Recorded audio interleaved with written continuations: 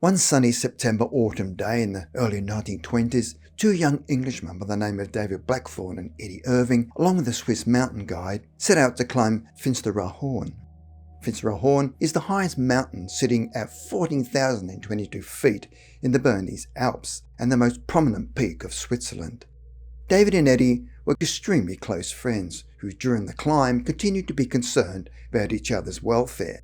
They successfully reached the top of the mountain and on the way down decided to seek shelter in a hut that sat on the edge of a glacial ridge. Eddie had found the climb quite exhausting. It was not long before he fell into a deep sleep. David and the Swiss guide sat up for a while and chatted until it got dark, where they too quickly fell into a deep slumber. The following morning, David was surprised to find that the door to the hut was wide open and his friend was nowhere to be seen. David was extremely concerned because during the night the temperature had plummeted and there had been a heavy snowfall. David was even more concerned and confided to the guide that in times of exhaustion or sudden changes in the weather for some strange reason, his friend was prone to walking in his sleep. It is a common medical fact that sleepwalking can be caused by fatigue, lack of sleep and anxiety. The two men immediately set out to search for Eddie, but after several hours they could find no sign of him, and the heavy snow had covered up any tracks, and as they shouted to Eddie, the only response was their echoes coming back to them from the mountainous walls. David and the guide were now seriously concerned about Eddie's welfare and feared the worst. They then rushed to the nearest village and managed to organise a search party, but they too were unsuccessful at locating his friend. Eddie Irving had vanished without a trace and possibly would not be found until the snow had melted.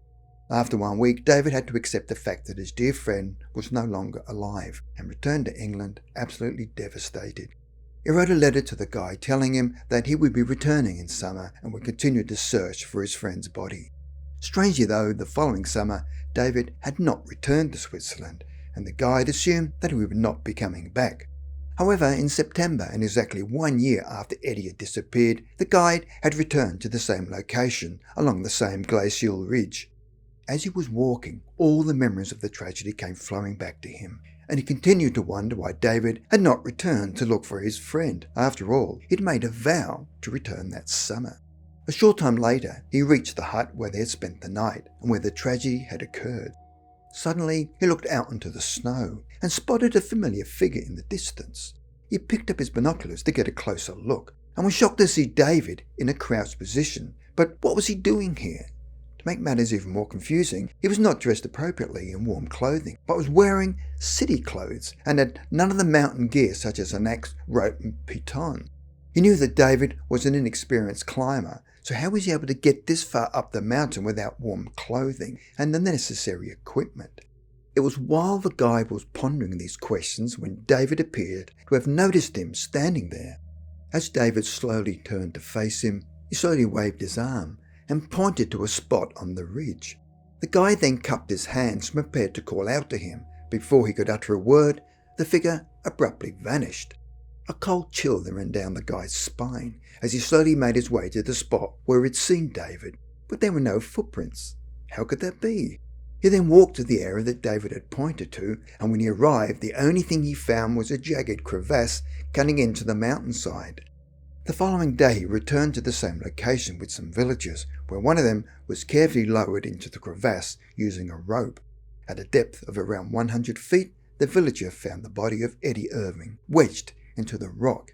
It was in the exact location that David had pointed to the day before. Although one mystery had now been solved, another mystery had taken its place, and the guide decided to write to David in England to ask why he never returned, but strangely had seen him dressed in inappropriate clothing before vanishing. A short time later, a letter came back to him, but not from David. He was advised in the letter that David had unfortunately died of blood poisoning 3 days before the guide had sighted him on the mountain before finding Eddie's body. There are many questions to be asked as to this strange mystery, and the first one is, due to the tragedy 1 year previously and possibly in a highly emotive state, was the guide hallucinating about David when he reached the spot outside the cabin? But the figure had pointed to the exact spot where his friend's body was located. It seems that David was determined to return that summer to look for his close friend, and promised he would return.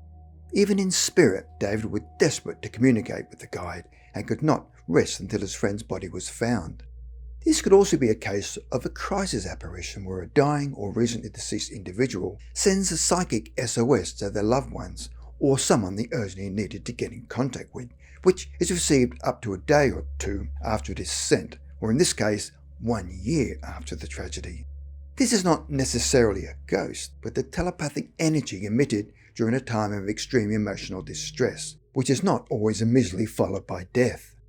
Some crisis apparitions occur when the individual is still alive, such as during an attack or illness.